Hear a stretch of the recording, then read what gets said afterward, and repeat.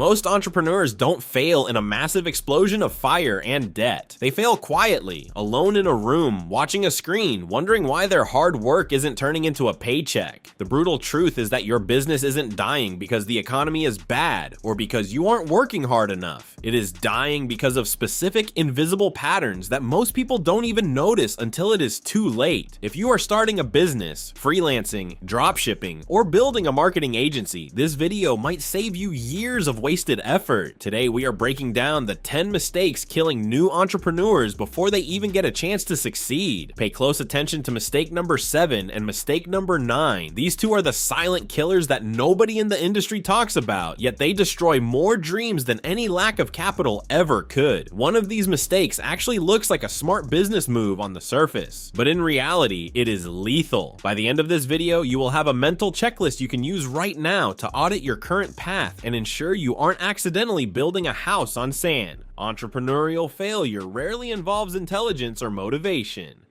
The smartest person in the room can labor 18 hours a day, but if you follow the wrong blueprint, you're racing faster in the wrong direction. Most people fail due to hidden behavior patterns and psychological traps, not a bad logo or website. Entrepreneurship on Instagram features private jets, fancy watches, and overnight successes. But reality is a dirty, complex struggle where your ego is your biggest enemy. These 10 faults slowly accumulate. They hurt little on day 1, but by day 300, they attach your project to the ocean floor. Think of these as warnings, not judgments. Recognizing yourself in these descriptions is wonderful news. You found the boat leak before the middle of the sea. Understanding these typical mistakes is the first step to long-term entrepreneurial success. Beginning without an issue is mistake number 1. Many new entrepreneurs appreciate ideas over solutions. Your software or boutique service may be amazing, but if nobody needs it, nobody will pay you. People buy self-improvement or pain relief, not stuff.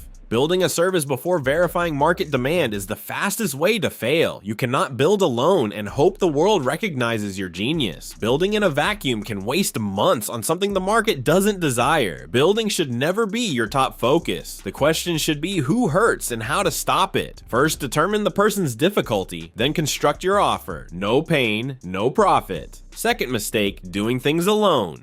The lone wolf mindset kills speed. New founders often think asking for help is weak or that they must figure everything out to prove they are entrepreneurs. They avoid communities, mentors, and feedback because they want to create their own success. This wastes months learning lessons others have already solved and published. The hard route doesn't earn points. Avoiding the wisdom of those 5 steps ahead is a costly sort of pride. Startups run on speed, which is gained by leveraging others' maps. For now, remember that every hour you spend on a simple problem someone else might answer in 5 minutes is an hour you've lost from your growth. We'll discuss faux independence later. Third mistake, pursuing perfection instead of progress. Perfectionism is suit-clad procrastination. What appears to be high standards is judgment anxiety. You may spend 3 weeks choosing the right blue for your website or 6 months perfecting a product that has never been used. Any launch failure would be embarrassing, thus this delay is normally a precaution. Without launching, you can't fail, right? Without launching, you can't learn. Perfectionism keeps you from getting market input, which is all that matters. Actual progress is loud, messy, and embarrassing. If your business's initial version doesn't make you humiliated, you started too late. The market rewards the fastest real-world iteration, not the flawless plan. Start publishing, not tweaking. Fourth mistake, mimicking successful individuals without context. You decide to wake up at 4 a.m., take ice baths, and execute a certain ad approach after seeing a prominent guru do it. The time, capital, audience size, and experience gaps are ignored. How a billionaire with a huge staff and millions in the bank succeeds may kill a solitary founder with $500 and no following. Survivorship prejudice is dangerous. We see the champions and copy their habits, ignoring their messy, unglamorous work at our level.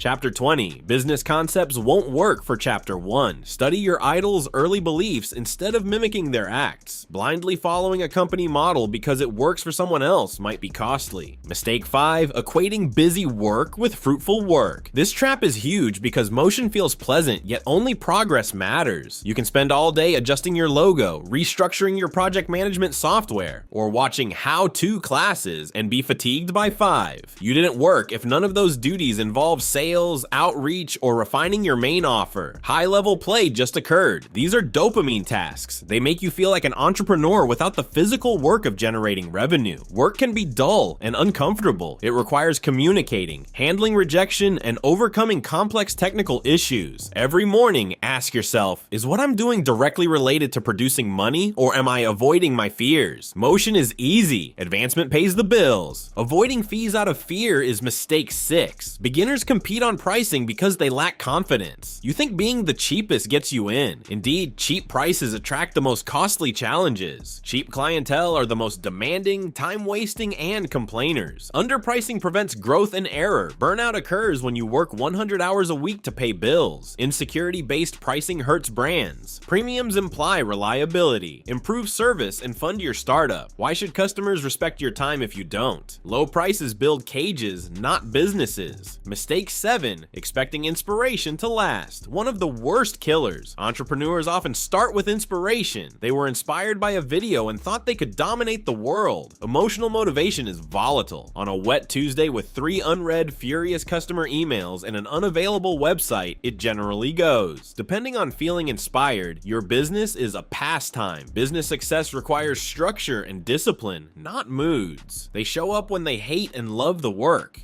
Entrepreneurship is boring consistency. It involves months or years of basic work without satisfaction. Build a habitual furnace instead of a survival spark. 8th mistake, avoiding sales conversations. Businesses need revenues to exist. Without sales, they're expensive hobbies. Young entrepreneurs fear being seen as salesy or pushy, so they focus on content, branding, and building awareness. They expect people to miraculously find them and beg for money if they generate enough good material. That rarely happens. Sales is about service, not manipulation. If you think your product or service can help someone, you should notify them and sell it. Avoiding the phone, direct message, and pitch is to avoid rejection. Successful entrepreneurs must accept rejection. Unless you hear no 5 times a week, you're not talking to enough people. Quitting too soon is mistake 9. This is the silent killer because most quit before the tipping point. Social media highlights that suggest success should happen in weeks feed our world of quick satisfaction.